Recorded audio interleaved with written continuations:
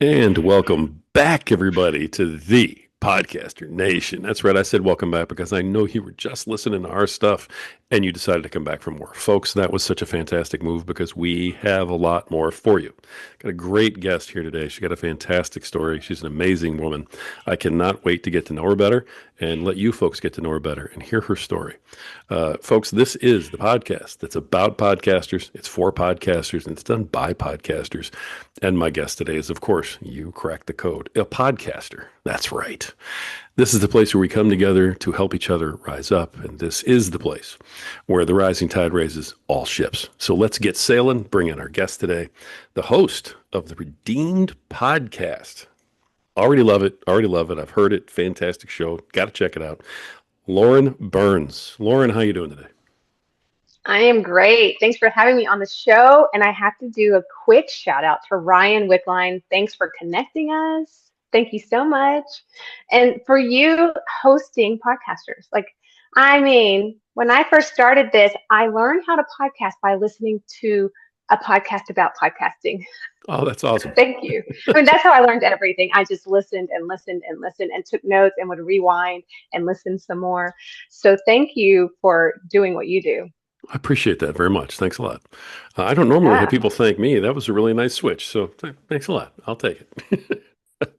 um, absolutely. all right. So, Lauren, I know we all want to hear about Redeemed Podcast, but hey, let's start with who is Lauren Burns? What are you about? What brings you here today? I am a mom and a wife. I've got two boys. I'm a soccer mom, like on the soccer field all the time, tournaments, hot. I wish my boys would have chosen basketball because it's indoors, but no, outdoors. And I'm in Texas. It's hot. So that's what I do. I'm a full-time physical therapist. And so you might think, how the heck did I start podcasting, with all that free time? Last April. So April will be a year that I started the Redeem podcast. And I really felt God putting on my heart, Lauren, it's time for you to share your story. And I wanted to ignore that voice. And people will say, well, what does that mean, a voice? And it's that thought that's not your thought, because I would never want to write a book. That's not me. I have dyslexia. I struggled in school. Getting my PT degree was really hard. This was not ever a dream that I had. And when I told someone that I was wanting to write a book about my story, they said, well, do you have a platform? And I was like, what's a platform? And they're like, well, like social media, you need followers, you need people that will want to buy your book one day. I'm like, no, I'm just a regular person. And they said, well, have you ever thought about hosting your own podcast? And I said, well, I love podcasts. I listen when I work out. I listen when I'm mowing the yard. Like, I love podcasts. You can learn so much from it. But I said, I don't even know how you would start. So that's why I launched the Redeem podcast a year ago. And it's been amazing, Rory. I mean, the people I have met has blown me away. The stories, the connections. I hope my listeners love the Redeem podcast because I love what I do. So that's how I got into podcasting. That's a fantastic story. I love that. The crux of it is to build a platform then, and you're having a great time doing it. And that's because you're releasing a book. I am. Is there anything you I want to tell us am. about that, or do we want to keep that under wraps a little bit? No, I don't have secrets. So my manuscript is finished. I just signed with a book agent last week. And you might be saying, why are you writing a story? What's it about? Well, my childhood was a really hot mess.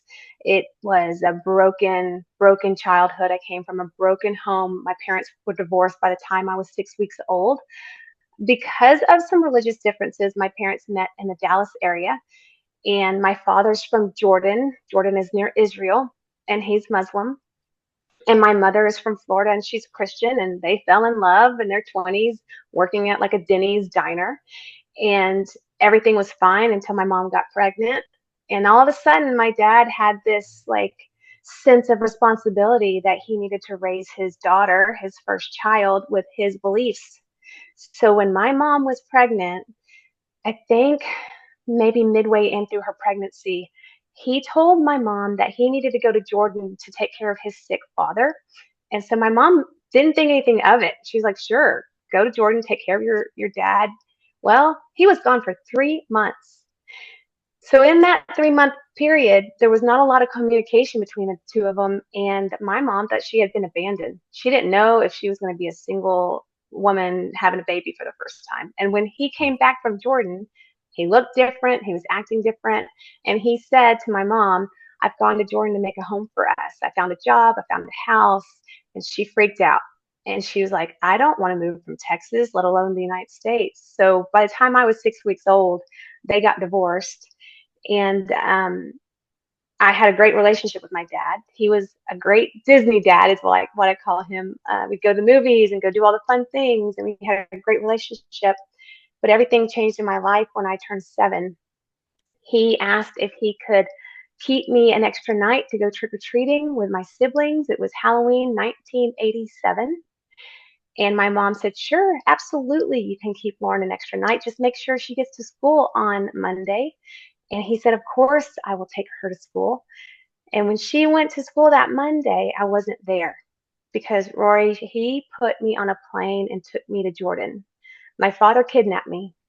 And there is a movie about my childhood story called Desperate Rescue, the Kathy Mahone story. It was produced by NBC, and you can now watch it on YouTube or maybe Lifetime. Um, and that story is about me. And it's about how my mom hired ex-military men, brave men that said yes to risking their lives to go to Jordan to find me and to bring me back home. Wow.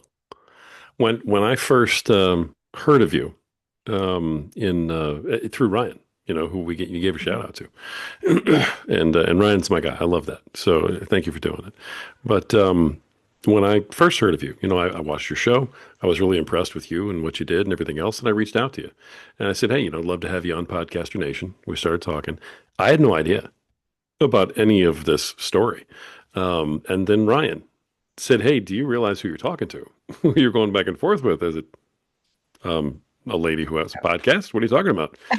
And he gave me an idea, and then I started doing the research and looking it up. It's an amazing story. The story that was told through your mom's lens. Yes, You're now telling it through yours, which is yes, completely different, really. Whole different perspective of the child that was involved in all of this. I cannot yes, imagine you're correct. what you went through in that.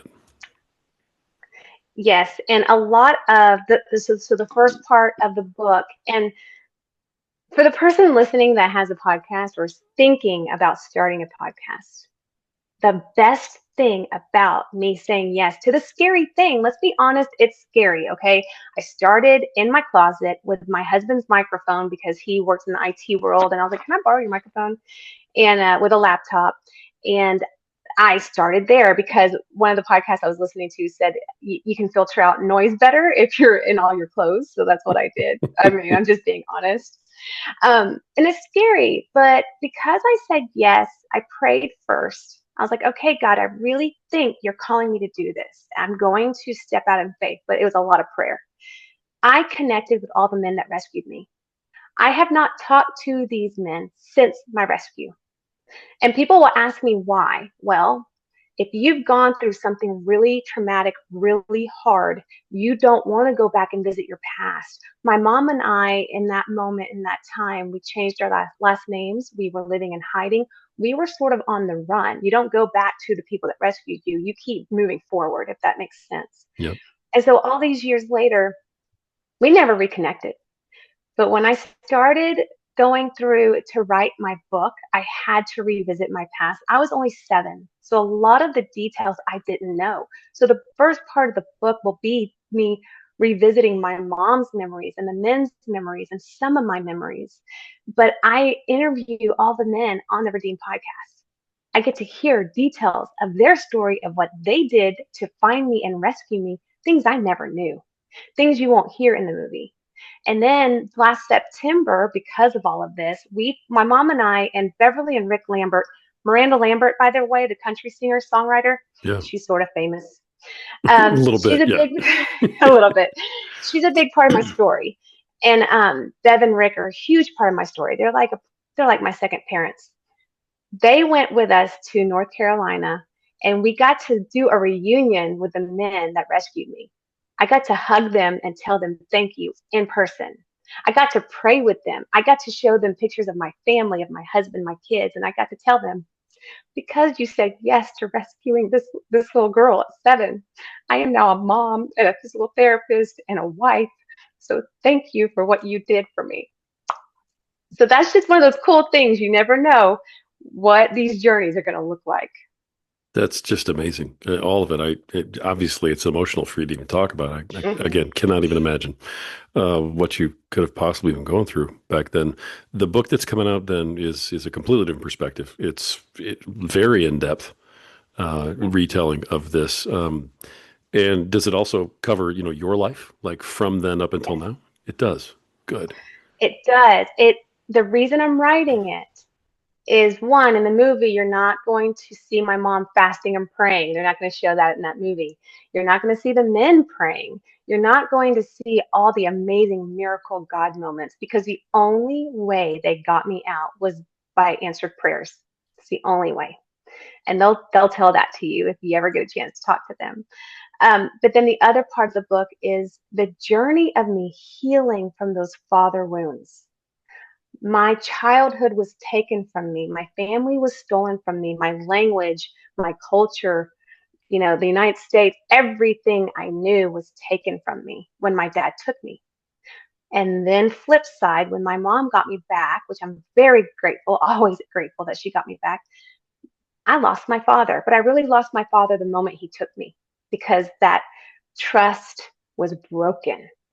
And so I had to go through years of learning how to forgive and walk through that process. I was angry at God. I was so angry at God. And sometimes people are like, how could you be angry at God when he did this amazing miracle to rescue you out of Jordan? Well, because I was like, well, God, if you're so good, why did you ever let this ever happen to me? Why me? Yeah. So it was years of going through that kind of healing and then learning how to forgive my dad. So all of that is laid out in the book, because I think a lot of people can relate to overcoming hard things and having to go through forgiving someone that hurt you deeply in order to heal. And that's why I have the name of the Redeemed podcast. Redeemed is to be restored, to be healed. And God had, and there's so many amazing scripture verses along with that redemption. Wow. Now, when this all happened to you, you were 6, 7 years old when this happened. Yes, 7 years Okay, old. 7 years old. So at the time that it happened, were you aware of exactly what was going on with being that young, or was there clarity after a while, or after it was over as to what had really occurred? After I was there. So my dad told me he had a surprise when he picked me up from my mom's house that day. And he had already remarried. So I had a stepmother and I had two siblings. And so I'm like, why are they not in the car? That was the first red flag. Is like, wait, if we're going trick or treating, where are they? Because my stepmother did not know what my dad was doing. She was clueless. That's a whole nother story. Um, and so I knew something was wrong. I kept asking questions, and my dad's like, well, I have a surprise. We're going to the airport. I'm taking you to Jordan so you can meet your family for the first time. And, I'm like, wait a minute. Mom never told me we were going to Jordan. I only packed a suitcase for the weekend with my little cheerleading costume for Halloween that year.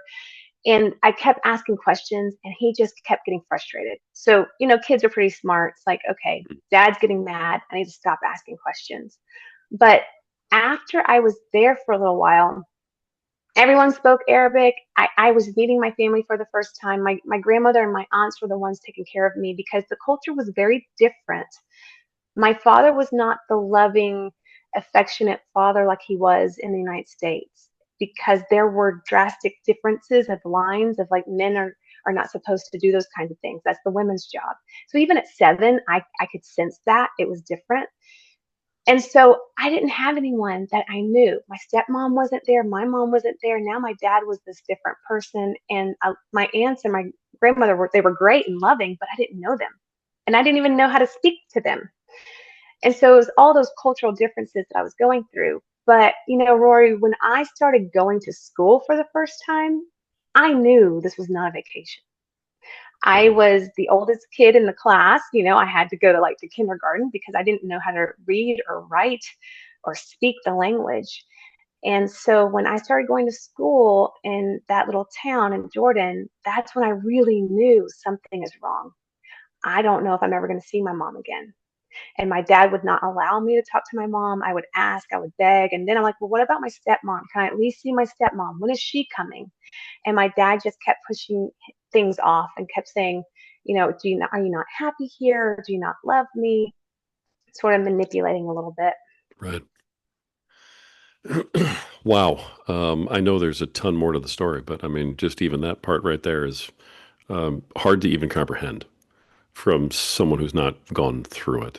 Um, and so you're writing about this. Now, obviously, that's going to be cathartic for you to write through it, but how difficult was that, or is that ongoing to relive all those moments and then put it all down, on paper? The hardest part for me, man, and again, I am a very emotional person, and I don't apologize because I say I've earned these tears. I mean, it's just, this is real life stuff, not just a movie. When Wow. I started writing my book, my mom had given me a box when I was like 25, right when I got married. You get married and your parents are like, here, take all your stuff. Um, One of the boxes on the outside said Jordan. And I had gone through this box when I was young, but it had been years. So when I felt that little whisper in my mind of start writing your story, I remembered that box. So I went and got the box out of the garage and I opened it up, and I had all the magazine articles. We were in every magazine and newspaper you can imagine. I mean, it's like, I don't know how media finds things out, but it was all over. It hit the news when we crossed back over to the United States. Rambo mom captures child. I mean, it was crazy. And so I have all those articles. And then I found my mom's journals. I had never read these in my mom's own handwriting. She dated them, every page. Every single day I was gone, she was writing details of what she was doing, her emotions, even what she ate for breakfast that day. So I began reading these journals, and I would take little snapshots of it and send it to my mom and Beverly, Miranda's mom, because my mom wrote all about Beverly all in there. I could not believe that I'm reading my story. And then at the bottom of that box was a Ziploc bag of cassette tapes. Rick Lambert, Miranda's dad, was a police officer in the 80s in Dallas.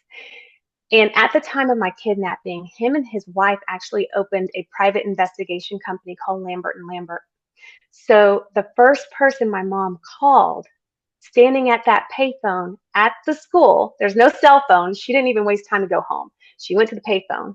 She made some phone calls, found out that I was in Jordan. She called the airlines, and the airlines told her that I had just landed in Jordan with my dad. That's how she found out. Then she called Rick. She paged him 911. He was with Beverly working at the clerk's office downtown courthouse in Dallas, and he called her. They rushed to my mom's townhouse.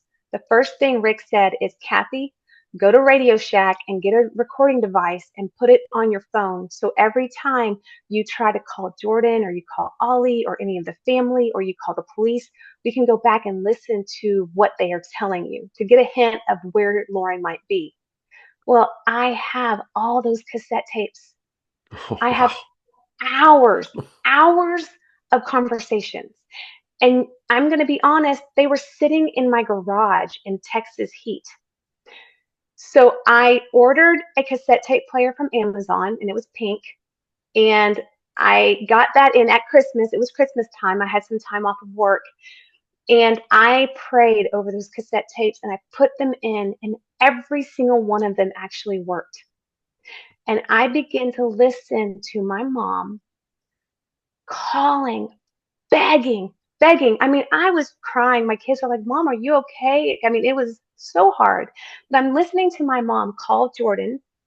People are answering and they only can speak Arabic. And my mom is begging, please, I'm Lauren's mother. This is not right. You have to bring her home. Let me speak to Ollie. I will not call the police. I will not prosecute him. I just want my daughter back. And they're just responding to her in Arabic. And my mom's like, please speak English. Can anyone speak English? I mean, desperation. And so I spent hours listening to those cassette tapes. And then I hear Rick's voice, I hear Beverly's voice, and then I finally get to one that has my dad's name on it. And I saved that one for last because I wasn't sure if I was ready to hear his voice. And so, yes, talk about emotions of processing through trying to get all the details of my story down. But the coolest thing to me is God had it all in a box waiting for me for when the time was right. It's, it's always stuff like that that you look back on and go, how in the world is this sitting here? And how is everything still intact? It's Thank not an God. accident. It's not an accident. Yeah, Mm-mm. exactly. Wow. Just wow. The entire thing is amazing. The more I read about it, it was just enthralling. And then in talking to you and with what you're going through for this whole thing, even more so. So now on your podcast, I've listened to several of your episodes, and they're not about you and your story, but there's a theme there. Um, Mhm. Tell me what it is you do on your podcast and what the purpose is of the podcast and how that kind of connects to everything else we've been talking about. Yeah, thank you. Great question. Um, well, I thought, okay, God, I feel like this is what I'm supposed to do. So I could break my story up into like 3 episodes and share what happened. And then what do I do? Like, how do I keep this thing going? Because again, I don't know what I'm doing. And so I prayed about it. I've just learned I pray about everything and then I act and then I step out and then I do the thing and then I pray more. And so I really felt God calling, like the name was redeemed. And when I got that name, the scripture verse, Psalms 107, 2-3, let the redeemed of the Lord tell their story from the east to the west, because there is power when we share our story, our testimony of what God does in our life. Not only does it give the person listening power, but when I share it, because I'm giving all of that. It's all about God. It's not about me. As much as I love the men who rescued me, it's not about them either. And so when I started sharing, I got on Facebook. Now I have friends that have also shared their testimonies on the podcast. I'd reach out to them. I'm like, hey, would you be willing to share? And then I interviewed Bev and Rick, um, and I interviewed them. And when my mom was ready, that took longer. She shares, and we've done a couple episodes together. And then on Facebook, I started connecting with people that share their testimony that have podcasts. I'm blown away by the people I have met and their stories and their connections. And now they're like friends. I can just text them with questions. It's amazing to me. But that's all God. It's like he just keeps connecting different people to share their testimonies. And so when you listen to the Redeemed podcast, you're going to hear everything from people overcoming addictions of alcohol and drugs. I interviewed a woman that her sister was murdered when they were young. They were like 18 and 19 years old. And she talks about how she forgave the man that murdered her sister. I mean, just incredible stories. And I Yeah. interview a woman that her house caught on fire and she lost her parents. And she talks about living through the loss of her parents and what that was like. And then I've interviewed people that have had encounters where they died and were brought back to life. Just amazing, miraculous story after story. And so that's what you'll hear on the Redeemed podcast. Yes, you'll hear my story and my interviews, but like you said, a lot of it is just amazing testimonies. Yeah, you do a great job. I mean, it's a Thank you. very you're enthralled when you're listening to your episodes. You do a really good job of letting people tell their story and letting the listener get into it, and you foster that. You create a safe space for them. You let them do the talking, and I love the way you just sort of guide the folks.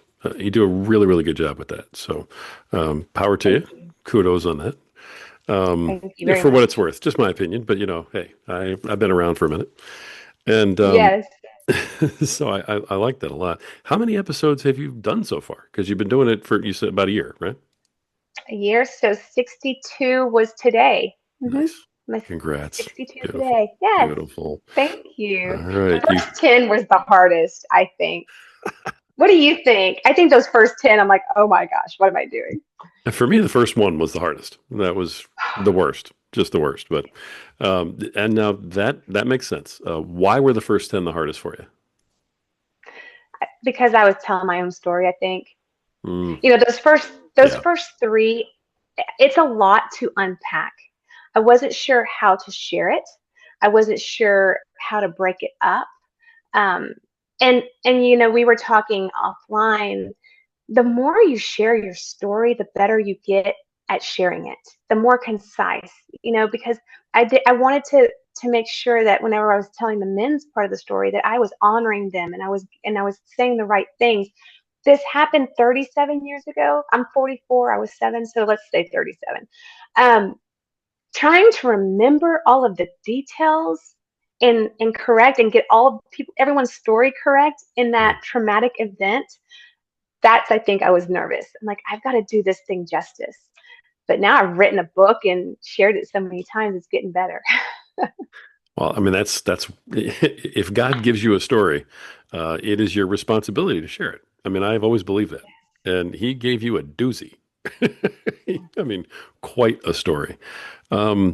There's probably no way to really quantify it, but how has this entire thing, your relationship with your father, with your mom, how has that impacted you as a mom? Mm. It's it's neat for me. Neat's probably not the great word, but for me to look back at my boys, they have the same parents. Like, let's just pause for a minute and think how cool that is to have the same parents. Huge. And I prayed over my husband to be for a long time. That was like, I prayed of what kind of father he would be, the husband he would be. I mean, we are not perfect by any means, but they have the same parents. Like, that's huge. They've lived in the same house their whole life. I mean, they have a totally different childhood than me. They get to play sports and do all these things. We moved so much that I didn't get a chance to play sports. We couldn't really get involved in anything. And so that is a part of my redemption story. And, for the person listening that might be going through some hard stuff right now, you may not be able to see your redemption, your restoration, your healing down the road. You have to like just keep hanging in there because there's so many times in my life I'm like, God, are you there? Are you a good God? Can I trust you? I don't know if I can trust you. And God's like, Lauren, just hold on. I am good. You got to just lean in on me. But I had to have people surround me that would point me back to Jesus, that would remind me, like Beverly and Rick and other people along my life that have always pointed me back because I am human and I will fail over and over again. Wow. Yeah, amen. I understand every single thing you're saying right there. Um, but that's great. That obviously is on purpose, that your boys have a very different life than what you experienced. Mhm. So congratulations to you and your husband on that as well. And yeah, two boys, kids are how old? 12 and almost 15. That's Okay. crazy. All right. Well, yeah. So I mean, that explains why you have no time to do anything. Totally understand. I've Yeah. I've been there. Yeah, my two boys are 3.5 years apart, like that too. So, and they were sports boys. So yeah, there is no such thing as free time. Every minute is No. dedicated somewhere. I get it. I get I it. sometimes I edit the podcast in the car. I always have my laptop and my stuff. So I'm like, oh, I can edit on the sidelines of a soccer game. Why not? Right. All right. You and I talked about monetization offline. I know that you haven't really Yes. gotten into that very much. No. It's something that you want to look into, of course. Um, I mean, with the number of episodes you have, I mean, you're primed for it. So I'm sure that's gonna, be something that's in your life soon. Monetization and promotion are two questions I really do like to ask about when we're talking about a podcast. What do you do to promote Redeemed? Okay, I'm going to tell you, and then you can tell me what else I should be doing. Um, right? Yes, we're going to ask the pro, What a everybody. setup. Okay. What a setup. Yes, did you like that? Hey. So I promote on social media, on Facebook and Instagram. So the podcast I was following, I kept hearing you need to try to promote at least 3 times a week. And so I'm like, okay, I can do that. So I will do little clips, like when Ryan and I did our show together. I do little clips of him talking and giving a quick little piece to entice the person to want to listen. And I'll do quotes. I will do like a photo with a link. So I do that on social media. I also have a newsletter, the Redeem newsletter, and that goes out every other week. And so I'll pick old episodes and then I'll put the link in there and give a little summary. But then I also try to give the person something to learn about me, maybe the book writing process of where I am with the book or something about kids, because I want people to get to know me. So that is the biggest way. And then I'm a physical therapist. I work with patients all day long and I get to work with them for an hour. And so people really get to know me. So then, while I'm working on their knee and making them hurt as I'm bending their knee after a surgery, they'll say, "Well, where are you from, Lauren? Like, are you Hispanic? Are you?" I'm like, "No, my biological father's from Jordan." And then this whole story comes out. So then I'll talk to them about my podcast. So lots of ways, I guess. But what am I Nice. missing? What should I Nice. add? Oh, I love that. That's so great. Those are all fantastic ways to promote your podcast. No joking aside, all of those are great ways to do it. Do you have a system that you follow, or is it just kind of like putting it all out there? So my system, and you can tell me how to make it better. So my podcast episodes go out on Wednesdays, and so on Wednesdays I will do the little clip in the stories with a link. It took me forever to figure out how to add a link on social media. By the way, that was Hmm, hard for me. And then so Wednesday, Thursday, Friday, I will promote that episode and then I'll start preparing for the next week. So that's sort of my system. I don't know if I should be preparing ahead of time, but I wait till the day it launches. sure. Well, What there's should I be doing? different schools of thought on that for sure. Okay. But it really kind of depends on what you're trying to accomplish with the podcast.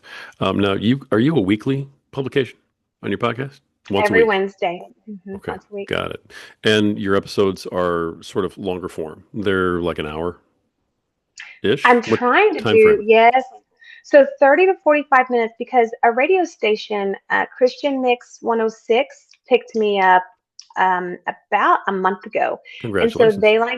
thank you very much. It's an Oh, internet radio out of Delaware, and they're fantastic. They just wanted to support me because I was sort of like, what's the catch? And they're like, there's no catch. We just like what you're doing. I was so honored by that.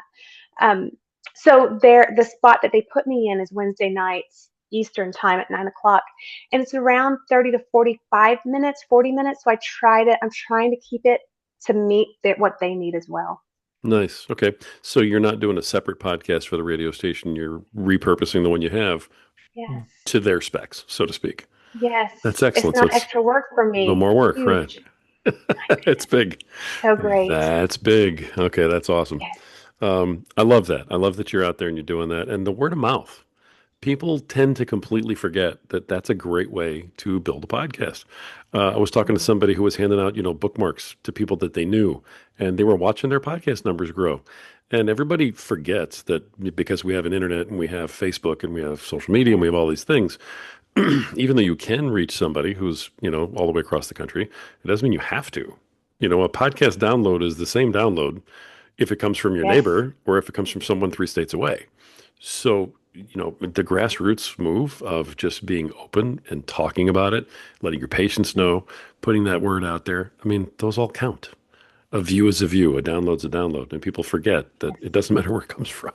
So, I love that you're doing that. I Yes. mean, that says a lot about how you feel about your podcast and about your content and about what you're doing, that you're willing to just put yourself out there in person and talk Mm, about it. So many people don't want to talk about their podcast. They feel like they're being pushy or they're embarrassed about it or something. You don't have that problem. You seem to really be emboldened about it's part of you at this point. It is a part of me. I mean, yeah, big time. I mean, especially my story, but when I'm talking about God, I mean, I can't talk about or do podcast without talking about God. And so sometimes I come across some of my patients. I recently had a young lady that lost her sister tragically in a motorcycle accident, and I lost my sister at the age of 16 in a car accident. Oh, And again, I got to work on her knee as she's telling me this, and she got a little emotional. And I said, "You can cry because I'll cry with you because I know that loss." And I told her, I said, "I actually talk about the day I lost my sister on my podcast. If you want to listen, it's those kinds of natural conversations because I have a heart for people to help people because I know what that pain is like." Or someone that's gone through addiction and overcome addiction. It's not judgment. It's, hey, this person, like Ryan, this person has overcome hard things and now look what they're doing. So you want to celebrate it. So why not share those stories? nice. Very nice. Now, all of your episodes that you do are interview episodes Mhm. at this point. I Now, you do started out I not, but do now they are. solos. You So do. once a month I will do a solo because someone smart told me, hey, you need at some point do some solo episodes. So once a month I try to do a solo episode. Okay. Excellent. Excellent. Is it just various topics or whatever's kind of on your mind, or what's the solo episode, consist of? I pray about it. I so I've been reading different chapters of the Bible. I would say I'm reading through the Bible, but I'm not good at that. Like I get stuck in Genesis and then I'm done. So I've been reading different chapters, and so I was reading through First and Second Samuel, First and Second Kings, and so as I'm reading, like the story of David, and then I was watching the show on TV, and man, the story of David really spoke to me. And so I did a podcast about David and his faith, like the faith it took for him to take down Goliath. But I will talk about it and I'll bring scripture in, but then I use real application too. It's like, what are the giants in our life that we have to overcome? And so once a month, I will do a story sort of like that. On Halloween, I did a story about father wounds and reliving my kidnapping. And I talk about some of those moments where I did reconnect with my biological father. So it just depends on what's going on in that season of my life. Uh, Great answer. And it's amazing to me. It's funny how things work, like we've been saying all along, but it's almost hilarious. I just this morning finished an episode on David That's for one of my crazy. other podcasts, Wake Up the Lions. For okay, I'm Yeah, listening. When will it's it it launch? hasn't come out yet, but I think Okay. next week I'll probably release it. But it's just hilarious that you just said that because I'm like, well, okay, yeah, I guess we're all thinking the same thing right now. Funny how that happens, It's just but like but God uses people to give you confirmation, right? confirmation, It's like, right? yes, I love Yeah, that. no, I love that, and my wife says that Well, all the she's time. right. Yeah, I know. I mean, that's the case most of the time too. Okay, all the time. All the time. Okay. No, really. So, yeah, you're right. I haven't been happily married all these years for nothing. So, I mean, I get it. I know how this works. Um, I love what you're doing. I absolutely love the podcast. Love the mission that you're on. I do have a couple tips for you that I'm going to go ahead and give you, but Please. I'm going to give them to you offline. So I'm going to tease Okay. everybody in the audience right now. Okay. One of the benefits of coming on the podcast and being a guest on the podcast is you do get a couple of tips. For me, just things to try. Why not? Hey, give it a shot for free. So, folks, if you'd like to get a little more advice and things like that, you got to come on the podcast. You got to be a guest. All right. You need Um, to. right. There you go. So I appreciate that very much. I always ask a corny question. I think you've probably answered part of it already. But the corny question I ask everybody is when it comes to doing your podcast, what is it that you love the most? Which I think you've probably covered, but feel free to Yes. do it again or take a different tact. And the other part of the question is what is it that you just really and truly dislike the most, would love to throw out the window and never see again about doing your podcast? What would I love to throw out? Probably editing. No, that's not the worst. No, you want to know the honest truth? Okay. the thing I would love to throw out is video, because if I'm like running in from a soccer game and all sweaty, I'm like, can I just put a hat on real quick? Do I have to like touch up makeup? I mean, you're not going to smell, but you're going to see. So that's the honest truth, y'all. I mean, like we said, I'm working and all the soccer things. And like, what if I want to work out real quick? I can't because we've got to do an interview and, you can't be all sweaty, gross. True. True. I mean, that's wow. I don't think I've ever heard that one before. That's why I ask these That's questions. All right. Do you want good. to reiterate what your favorite part is? What you love the most about doing podcasts? My favorite is the people I have met, the connections. I don't know if you can tell, I love people. Yes, the men that did my rescue, that is my number one. I'm still stunned and blown away. And I did those interviews a year ago, and it moves me to tears because I never, ever thought that I would reconnect with those men. One of the men, JD Roberts, he passed away a couple months ago. But God is so good, because if I would have waited, so for the person listening that's hesitating on a podcast, if I would have waited just 6 months, I would have lost that opportunity to capture JD's interview. I would have lost that opportunity to see him in person and hug his neck and tell him thank you and have photos with him, with us together. I will forever be grateful that I said yes when I did, because I got to capture those moments with JD. That's wonderful.